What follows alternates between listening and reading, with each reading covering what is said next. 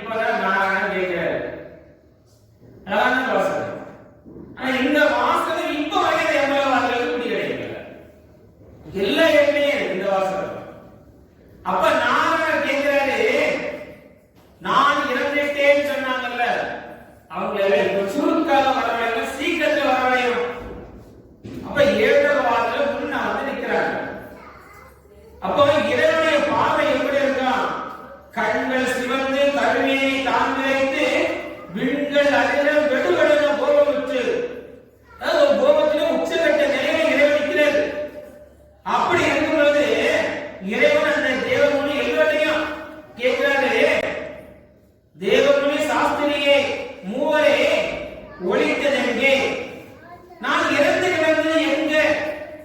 அப்படின்னு கேட்கிறார். நமனம் பல நாராயண உரைப்பார்.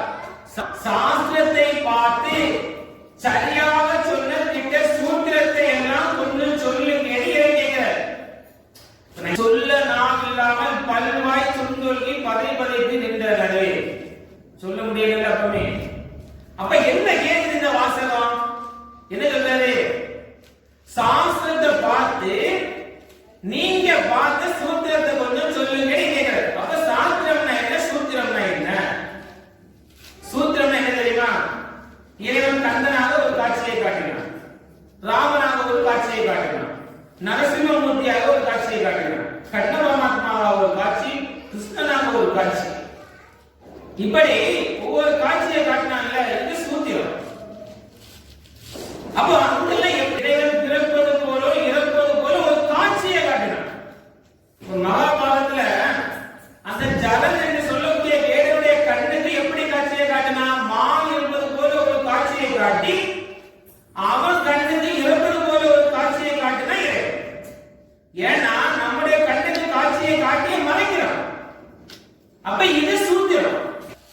சாஸ்திரங்கள் நம்ம அறியப்பட்ட அவங்க சாஸ்திரம் தான். அதான் என்னை அறியக்கூடிய வெகு சாஸ்திரம் யாரு? நம்ம கிட்ட இறைவனை அறியக்கூடிய சாஸ்திரம் இது.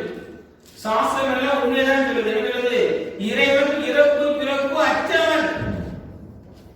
அப்ப இப்படி கேட்டார்ல, சொல்ல முடியலையா? இப்படி பல்வாய் சுந்தொல்கி பதைத்து நின்றனரே சொல்லிருக்கலாம்ல. ஆமாப்பா, நீர் அங்க இறந்துக்கிறத நாங்க பார்த்தோம். அப்பதான் சொல்ல முடியல. இங்க வந்த இறைவன் தாய் வீட்டுல பிறந்தா இறந்தாச்சுன்னா எவ்வளவு பெரிய பாவம் இது. இந்த பாவத்துல இருந்து என்னைக்காவது விடுபட முடியுமா? சிந்திக்கலையா மனிதன்? அன்னைக்கு நான் ஒரு பிறவி எடுத்ததுக்கு முன்னாடி என்ன சொன்னோம்? பேச முடியாம இருந்தோம். பேச்சுக்கு கூட சொல்ல முடியல. ஆமாப்பான்னு கூட சொல்ல முடியல. இங்க வந்து இன்னைக்கும் ஒரு இறைவன் தாய் வீட்டுல பிறந்தான். இந்த இடத்துல இறந்த உடல் கொண்டு போனான். ஆகம் என்ன சொல்லுது? எனக்குடன் தானா வண்ணம் இன்னும் சில நாள் பாடில் தினமுதல் மாடினிலே தேடி இருந்ததானே சொல்லுது. ஏன் உடலை காணாமதான் தேடினு சொன்ன ஆகமாதான் சொல்லுது. அதை மீறி இங்க பிடிச்சதுக்கு எவ்வளவு பெரிய ஒரு பாவம் அதெல்லாம். ஆனா அவங்க என்ன தெரியுமா? சொல்லக்கூடியவங்களுக்கே தெரியும் இங்க ஒண்ணும் கிடையாது. அவங்களுக்கே தெரியும். அது அவங்களை மீறியே இறைவன் வாயிலிருந்து வெளியே விட்டாச்சு. ஆனா என்ன, ஒத்துக்கொள்வதற்கு மனம் விடல. ஏன்? வரப்படைக்கும் தெரியாது. சரி, அவன் தான் அப்படி இருக்கிறான்னா நாம தான் படிச்சிருக்கிறோமே இல்லையா?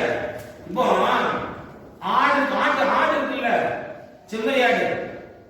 நம்ம இந்த ஆடை கைக்குள்ளே பார்த்துருக்கோம். ஒரு ஆடுக்கு முதுமை சாடிச்சு, அடுத்த ஆடுக்கு வரிசையை சாடம் தெரியுமா? அது செம்மறி ஆடு. நீ மனுஷன் இல்ல, எப்படி இருக்கணும்? ஒருத்தன் கிடக்கிறதா நீ குறைக்க கிடந்த சாடவே பண்ணி சாடிலே இட மாட்டியா? தம்பி நீ சாடியா? சாட மாட்டா இல்ல.